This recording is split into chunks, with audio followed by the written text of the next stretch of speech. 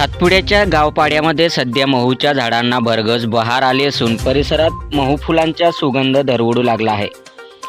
झाडांवरून परिपक्व होऊन खाली पडणाऱ्या फुलामुळे झाडाखाली जणू महू फुलांच्या सडा पडल्याचे देखणे दृश्य पाहायला मिळत आहे। या फुलांच्या वेचणीसाठी पहाटेपासूनच गावातील लहानापासून मोठ्यापर्यंत सर्वजण कामाला लागलेले दिसून येत आहेत। दडगाव तालुक्यातील निगडी, माडी बुद्रुक, माडवी खुर्द, खरवड, मोप,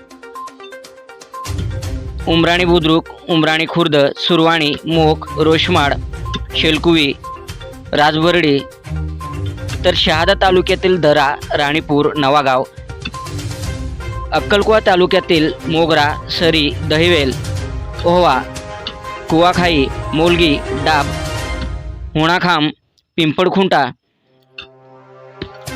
या परिसरात वेचणी सुरू आहे।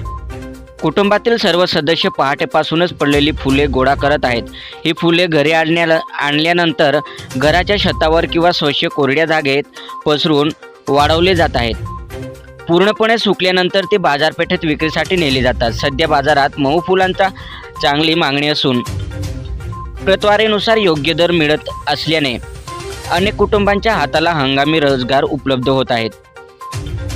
आदिवासी समाजाच्या महू फुलांना धार्मिक आणि पारंपरिक महत्त्व आहे। पूजा विधी तसेच लग्न समारंभ आणि विविध धार्मिक कार्यक्रमांमध्ये या फुलांचा वापर केला जातो। आयुर्वेदिक गुणधर्मामुळे काही कुटुंबे महू फुलापासून घरगुती तेल तयार करून त्याचा वापर पारंपरिक पद्धतीने करताना दिसतात। महू फुलांपासून तेल, बिस्किटे, लाडू तसेच सुगंधी द्रव्यासह विविध खाद्यपदार्थ तयार केले जातात। त्यामुळे या फुलांना स्थानिक बाजारपेठेत मोठी मागणी असते। त्यामुळे सातपुड्याच्या कुशीत महू फुलांची वेचणी हा अनेक कुटुंबांसाठी महत्त्वाचा उत्पन्नाचा स्रोत ठरत आहे। सातपुडा न्यूज वाहिनी, दडगाव।